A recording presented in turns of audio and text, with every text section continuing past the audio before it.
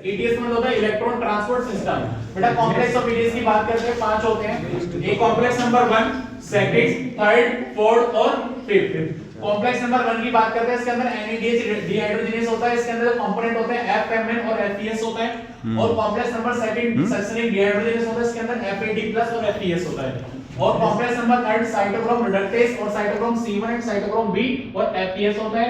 और complex number 4 cytochrome oxidase, cytochrome A, cytochrome A3 और 2 copper centre होते हैं। और इसके अंदर कॉम्प्लेक्स नंबर 4 में 85% से ऑक्सीजन और F0 पार्टिकल होता है। सबसे पहले आप मुझे बताओ, अगर NADH2 से NADH2 से NAD बनाना है तो मुझे बताओ ETS कहां से स्टार्ट होगा? कॉम्प्लेक्स नंबर 1 से कहां जाएगा? थर्ड, और थर्ड से फोर्थ। अच्छा, FADH2 से FAD बनाना है तो मुझे बताओ कहां से स्टार्ट होगा? ETS 2 से, फिर उसके बाद थर्ड, फिर फोर्थ। तो चलो स्टार्ट करते हैं। ध्यान देखो, सबसे पहले बेटा हमारा कॉम्प्लेक्स नंबर 1 2 3 1 थर्ड 2 फोर्थ और फिफ्थ। अच्छा, ये हमारा कौन सा पार्ट है? मैट्रिक्स। और ये हमारा इनर मेम्ब्रेन। और ये हमारी कौन सी पार्ट है?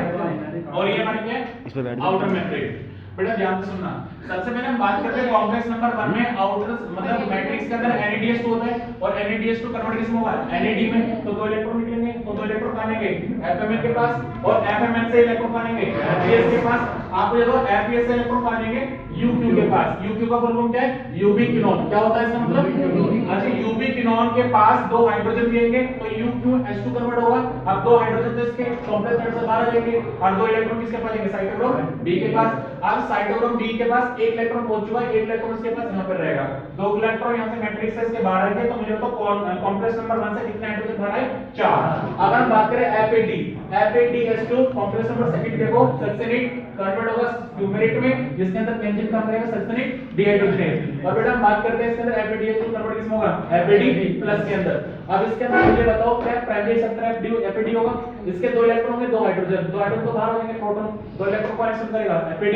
और FAD से दो इलेक्ट्रॉन बनाएंगे FES के पास। और FES से दो इलेक्ट्रॉन किसके पास जाएंगे? UQ के पास। कन्वर्ट किसमें होगा?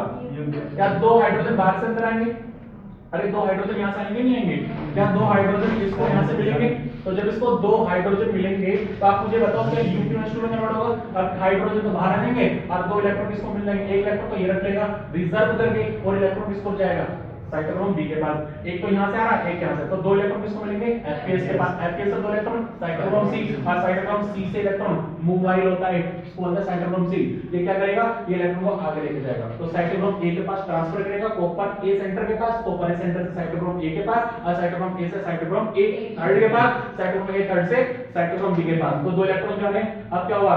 ये बाहर वाटर से रिएक्ट करेगा, ऑक्सीजन से रिएक्ट करेगा, हाफ ऑक्सीजन से रिएक्ट करने के बाद बनेगा वाटर। और जब वाटर बनेगा तो वहां पर हाइड्रोजन आएंगे बाहर से अंदर, वो अंदर से बाहर। तो दो यहां से है, ठीक है ना, दो यहां से, तो टोटल कितना हो गए? 10।